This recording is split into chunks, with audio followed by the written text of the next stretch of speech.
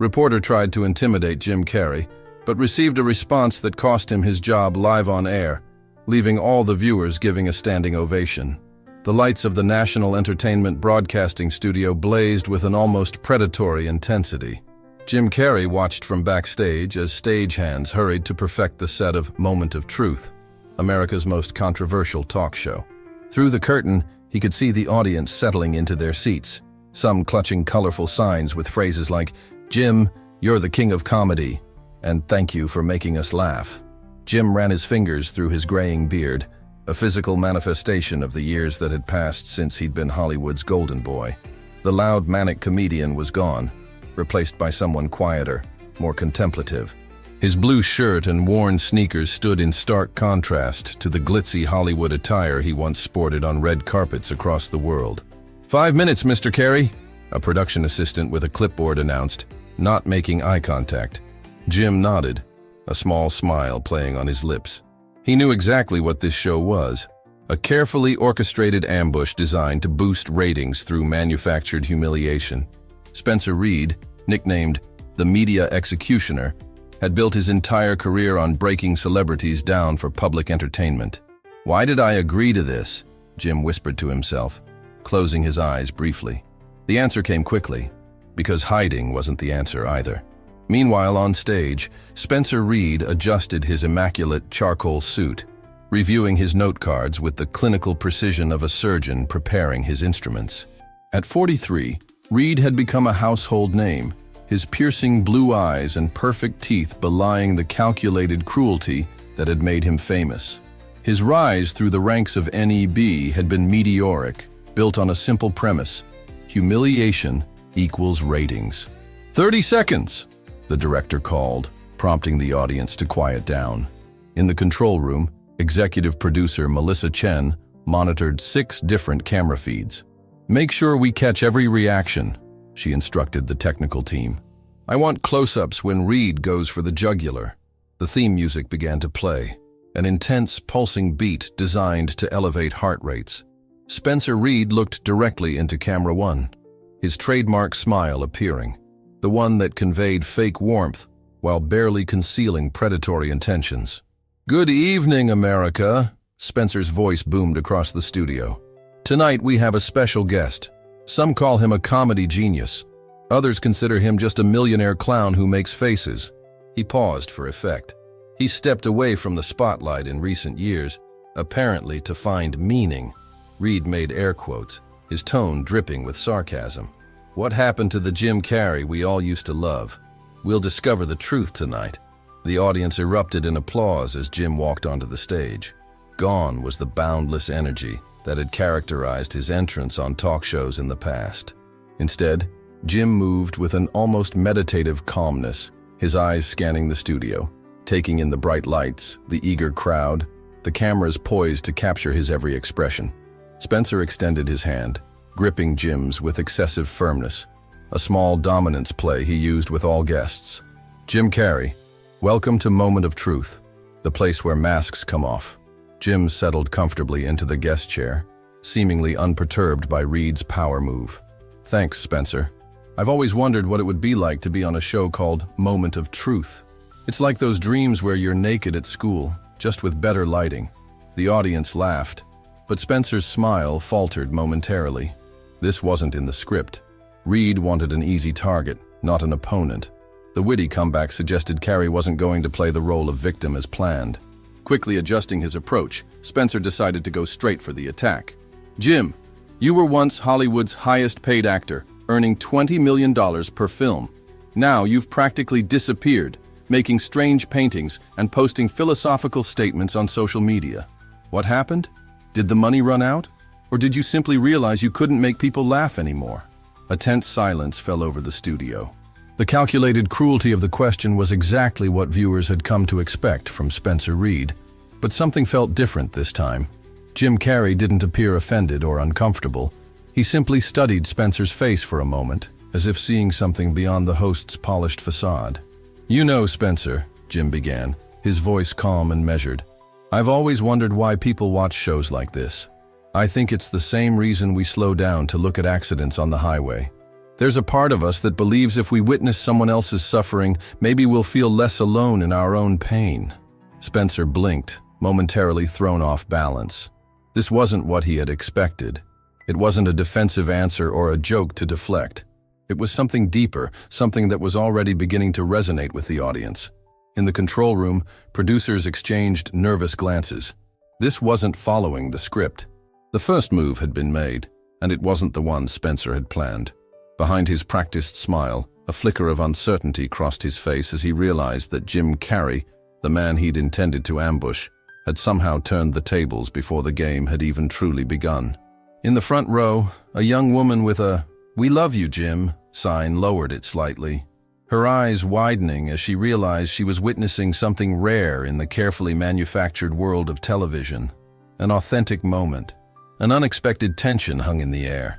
Behind the cameras, executive producer Jackson Morris frowned deeply as he watched the monitors. This wasn't going according to plan. Spencer Reid was supposed to be in control, but something in Jim Carrey's initial response had shifted the dynamic. On social media, the show was already generating buzz, but not for the usual reasons. Jim Destroys and Dashard Reid Exposed were trending within minutes. "What the hell is happening?" Jackson hissed into his headset. "Reid needs to regain control. Now."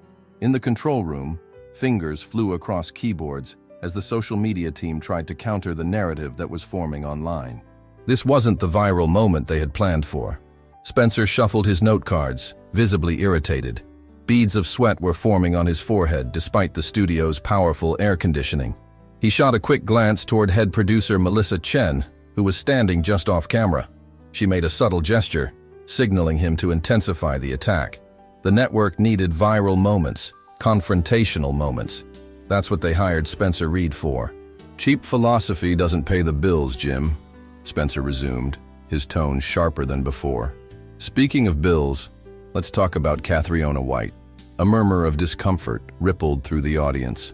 Even some crew members exchanged worried glances. One cameraman winced visibly.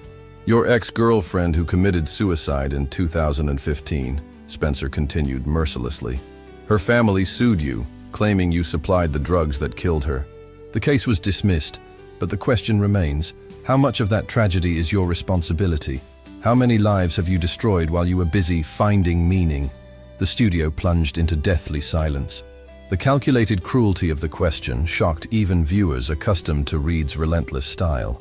In the wings, Melissa Chen put her hand to her mouth, surprised by the brutality of the approach she herself had encouraged moments before. In the front row, a young woman with tear-stained cheeks looked down at her "Jim King of Comedy" sign, suddenly feeling the weight of real human suffering beneath the entertainment she had come to consume. Jim Carrey didn't respond immediately. His eyes, for a moment, reflected deep pain. The cameras captured this moment of human vulnerability, zooming in on his face as directed by the control room. But what came next caught everyone by surprise. Instead of defending himself or attacking back, Jim took a deep breath and looked directly at Spencer. "You know what's hardest in life, Spencer?" His voice was soft, almost compassionate. "It's not dealing with cruel questions like yours. It's waking up every morning carrying the weight of knowing someone you loved was suffering so deeply, and you couldn't save her." Jim paused, his eyes moist, but his voice steady. "I think about her every day. And yes, guilt is a constant companion. But you know what I've learned? I've learned that I can use that pain to grow, to become more human, more compassionate. That's why I changed my life. Because I understood that fame and fortune don't heal anything." Camera 2 captured a close-up of Spencer's face as the host's practiced expression began to crack slightly. This wasn't the defensive, angry response he had been banking on. He'd seen celebrities storm off the set, break down in tears, even threaten legal action, all reactions that boosted ratings. But this calm vulnerability was something new. Jim leaned slightly forward, looking not just at Spencer, but through him. "And I wonder, Spencer, how much pain are you carrying? What makes you want to hurt people publicly? What emptiness are we trying to fill when we build careers on the suffering of others?" The audience was completely still. A woman in the front row silently wiped away tears. In the control room, the social media team reported what was happening online. The show was exploding across platforms. The hashtag #JimCarreyLegend shot to #1 in worldwide trends within seconds. Spencer Reid felt his face grow hot.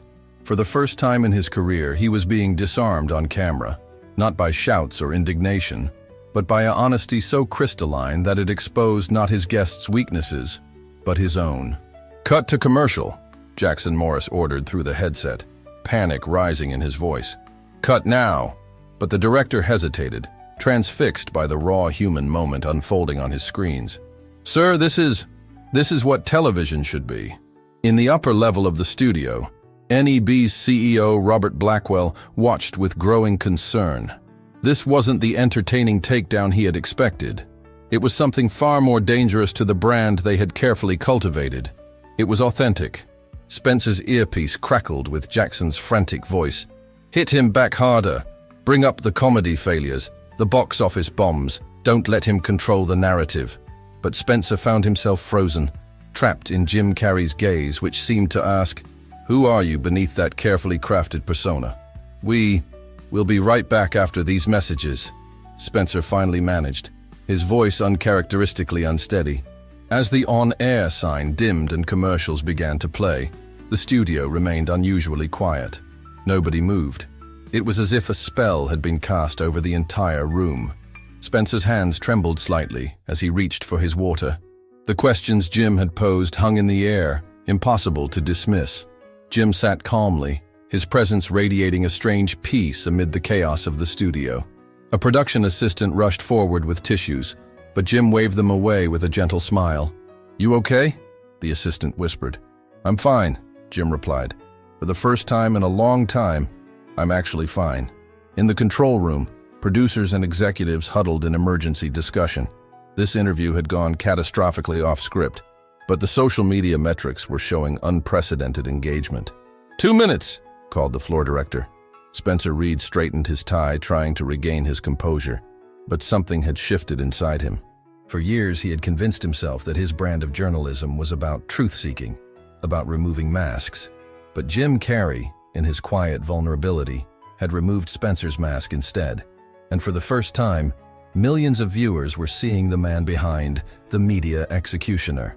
Uncertain, uncomfortable, and undeniably human. The studio remained in silence as if the entire audience was collectively holding its breath. Behind the scenes, network executives exchanged frantic messages. Executive producer Jackson Morris watched the monitors with growing nervousness. Live viewership was skyrocketing, but not for the spectacle of humiliation they had planned. "We're getting unprecedented numbers," whispered a data analyst in the control room. "Social media engagement is through the roof." "But this isn't what we sold to the advertisers," Jackson hissed back. "They paid for a takedown, not a therapy session." As the commercial break ended, the cameras focused on Spencer Reid adjusting his tie, a nervous gesture that betrayed his usual composure. Jim Carrey's words had penetrated beyond his professional armor, hitting something personal. He needed to regain control, and fast. "Well, Jim, it seems you've become a spiritual guru now." Spencer attempted to reclaim his sarcastic tone, but his voice wavered slightly. "But let's talk about your career, or lack thereof. Your recent films have been box office failures. Hollywood doesn't want middle-aged comedians making faces anymore. In a world dominated by young talent, aren't you afraid of becoming just a nostalgic relic of the 90s? The question was calculated to strike at the ego of any actor, especially one who had known maximum stardom. But Jim Carrey just smiled, that genuine smile that millions had learned to love through the years. "You know, Spencer, that reminds me of a story," Jim began, shifting slightly in his chair. "When I was a kid in Newmarket, Ontario, I used to stand in front of the mirror for hours, practicing expressions, doing impressions. One day, my dad caught me and asked what I was doing. I told him I was training to be famous." Jim paused, his eyes fixed on a distant memory. The camera zoomed in on his face, capturing the authenticity of his reminiscence. He looked at me, my dad, a talented saxophone player who ended up becoming an accountant to support our family, and said something I've never forgotten. "It's better to be important in one person's life than famous to millions." Jim looked directly at Spencer. "At the time, I didn't understand. I wanted the whole world to know me, and I got that. But now I understand what he meant. I don't care if I'm relevant to Hollywood or the box office. I care if I'm relevant to the people I love, if what I do has meaning, even if it's only for a small group of people who care about ideas rather than funny faces." The audience began to applaud spontaneously. This wasn't the programmed applause that followed the applause signs in talk shows. It was something genuine, coming from the heart. In the control booth, Melissa Chen watched in disbelief as the metrics continued to climb. "This isn't what we do," she muttered. "But damn if it isn't working." Spencer glanced at his notes, finding them suddenly inadequate. The questions designed to humiliate now seemed petty and cruel. He opened his mouth to redirect, but before he could speak, something unexpected happened. A voice rose from the audience. A young woman stood up, holding a microphone that a production assistant had passed around for audience questions. "Mr. Carrey," she said, her voice trembling with emotion. "My brother was struggling with severe depression. Your movie, Eternal Sunshine of the Spotless Mind, helped him express what he was feeling when he couldn't find the words. Your art saved his life.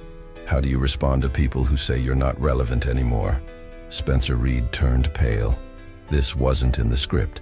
Audience questions were carefully selected and rehearsed.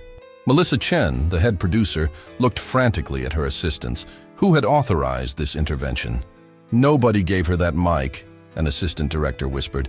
"Tommy just decided to do it." In the control room, cameras quickly found the young production assistant, Tommy Vasquez, who stood by the audience section with a look of defiant resolve on his face.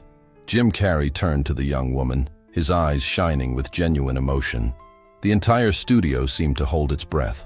"What's your name?" he asked gently. "Sarah," she responded, her voice steadier now. "Sarah, I thank you from the bottom of my heart for sharing that. Please tell your brother that his courage to continue, to fight against the darkness, is the real art here. My work was just a brush, but he created the masterpiece, his own life." The audience erupted in applause. Some people stood up, others wiped away tears. Spencer Reed watched in astonishment as his show, his carefully controlled territory, transformed before his eyes into something completely different than what he had planned. In the rafters above the studio, lighting technician Miguel Sanchez, who had worked on the show since its first episode, leaned toward his colleague. "I've seen every interview Reed has done, never seen anything like this."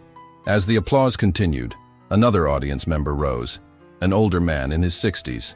"Sir," he called out without waiting for a microphone, "your films helped me connect with my son when we were growing up. He has autism, and your expressions, your physical comedy, it reached him when nothing else could.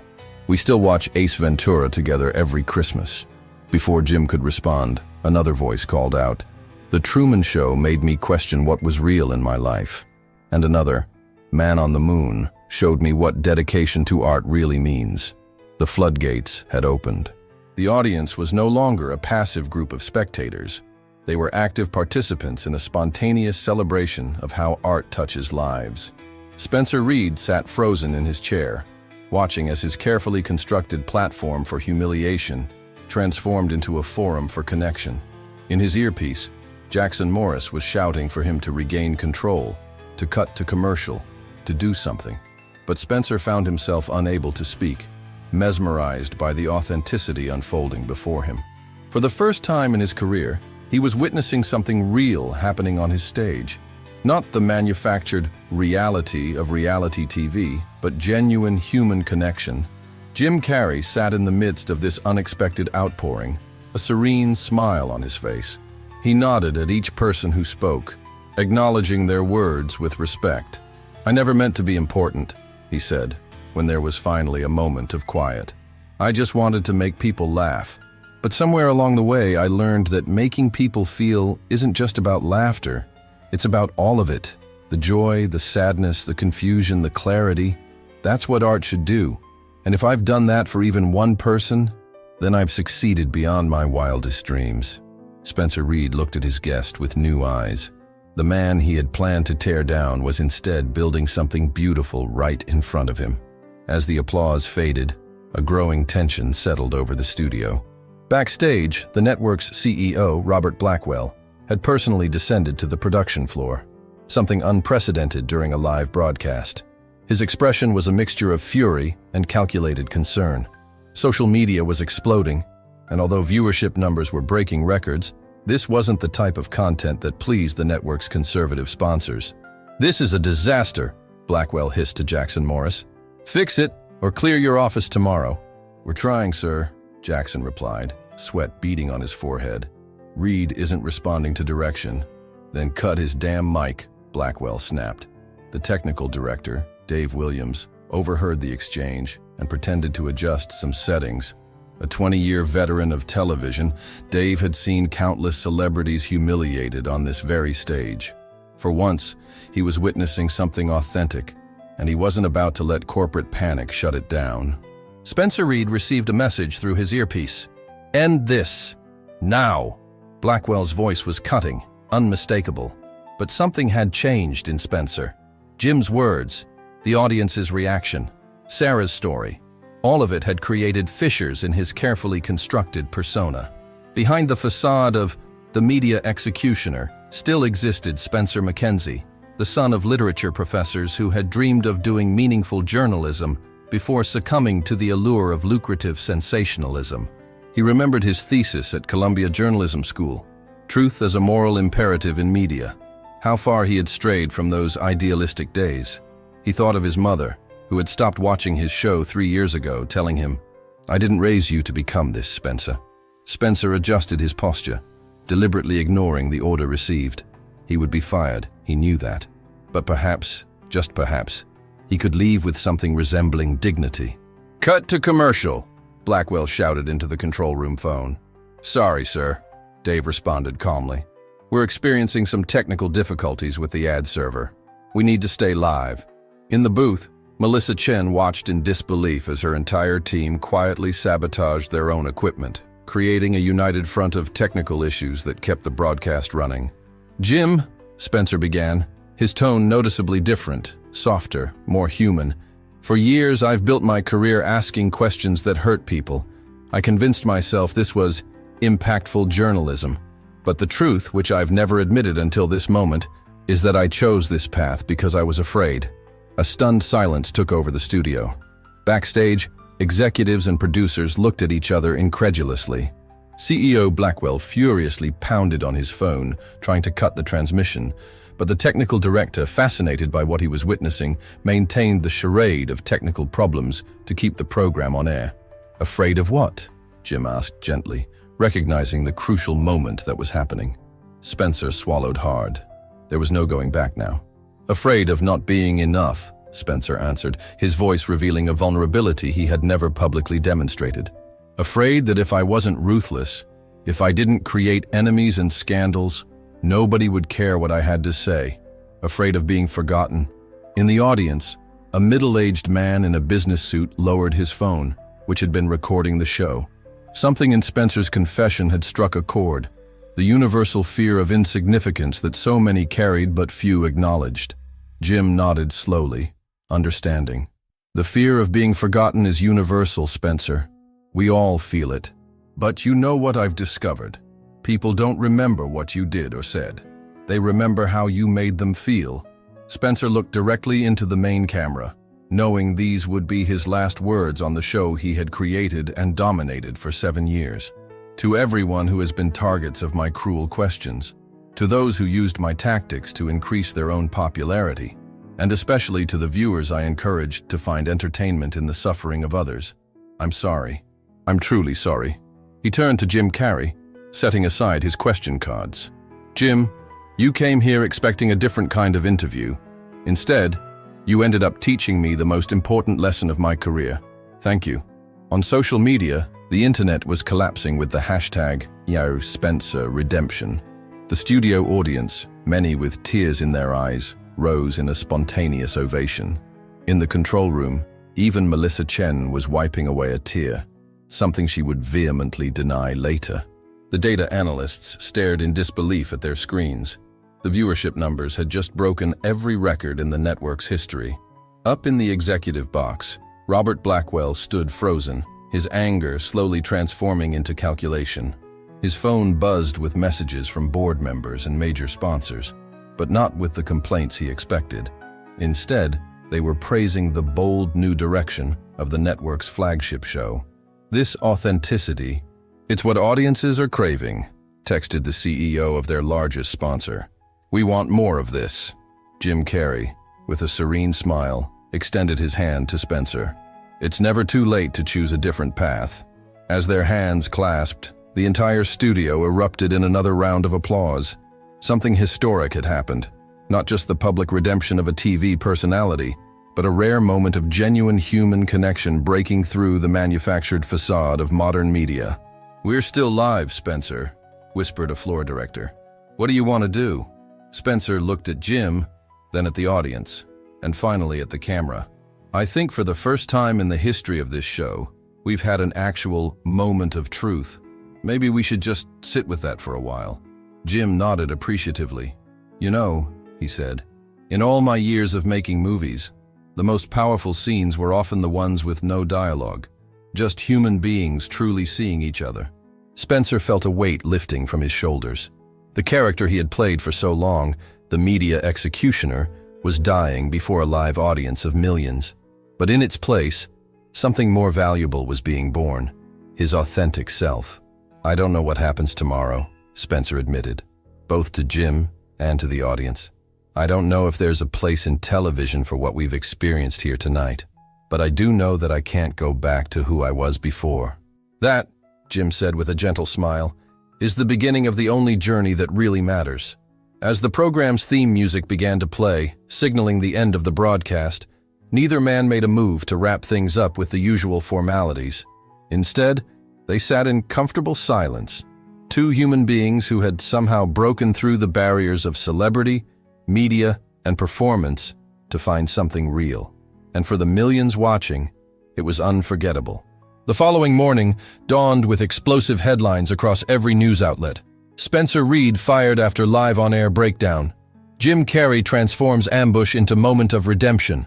NEB CEO under pressure after leaked audio ordering celebrity attacks. The episode had become the most shared in American television history. Clips of the moment when Spencer Reid abandoned his persona for a sincere apology circulated endlessly, sparking debates about journalistic ethics, cancel culture, and the pursuit of ratings at any cost. In her Manhattan apartment, media critic Eleanor Winters watched the footage for the 12th time, still finding it hard to believe. "In 20 years of covering television, I've never seen anything like it," she told her podcast listeners. What started as another celebrity takedown became perhaps the most authentic moment ever broadcast on American television. Jim Carrey, who had been reluctant to appear in interviews in recent years, found himself once again in the spotlight, but in a way he never could have predicted. Instead of promoting a film or defending himself from controversies, he had inadvertently catalyzed a significant cultural moment. 3 days after the broadcast, Jim posted a simple video on his social media. He was in his art studio, surrounded by brushes and paints. No makeup, no filters, just the man behind the masks he had worn for so many years. "You know what's hardest to paint?" he began, his tone reflective. "It's not the shadows or the proportions. It's the truth. We spend so much time creating versions of ourselves that we believe the world wants to see, that we often forget who we really are." He lifted a canvas he was working on, an impressive portrait of Spencer Reid, not the polished and ruthless host, but the vulnerable man who had emerged in the final moments of the interview. "I received a message from Spencer yesterday. He accepted a job with an independent documentarian, covering stories of ordinary people making extraordinary differences in their communities.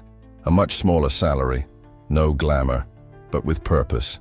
Jim smiled, that genuine and gentle smile that contrasted with the exaggerated faces that had made him famous. "Some people ask me if I planned all of that, if it was some kind of elaborate strategy. The truth is, I didn't. I simply decided a long time ago that I no longer wanted to participate in conversations that diminished our shared humanity. And maybe that's the real power we all have, the power to say no to situations that ask us to be less than we can be." The video garnered 50 million views in its first day. Major networks requested interviews, but Jim declined them all. His action had spoken more eloquently than any words could.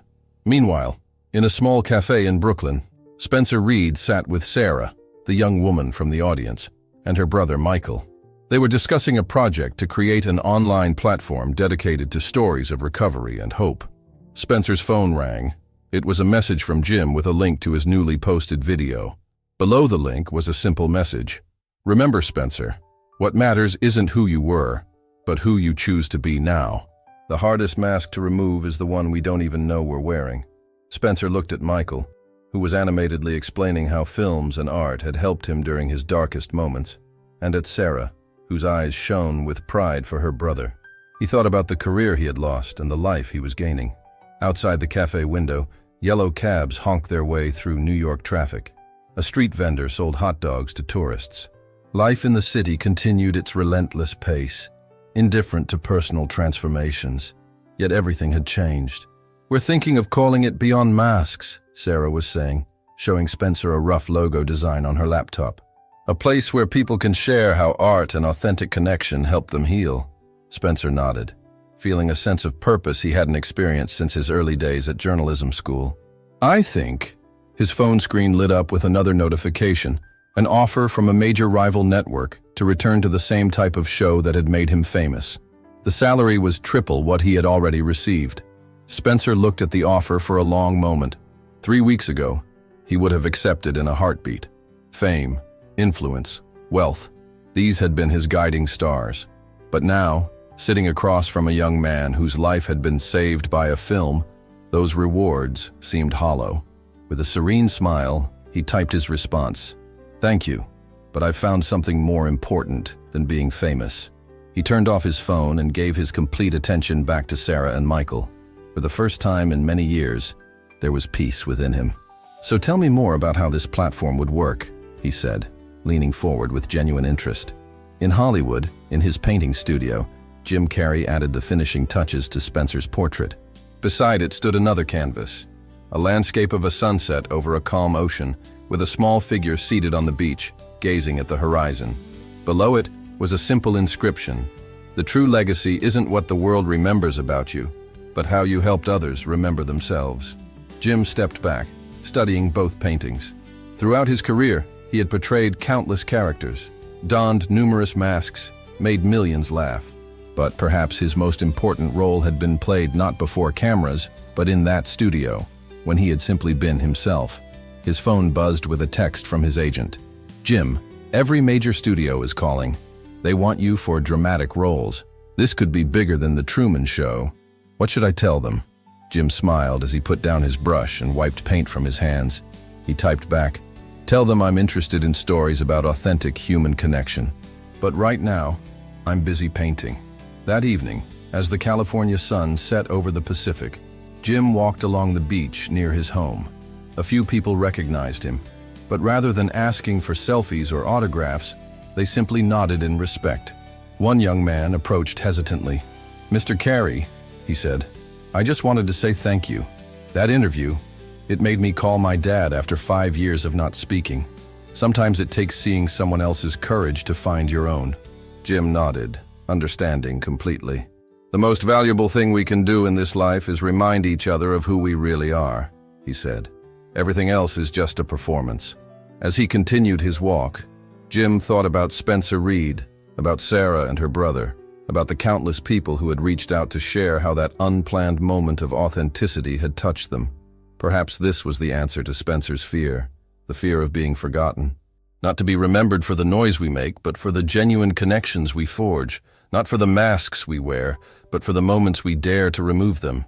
And that was a legacy worth creating.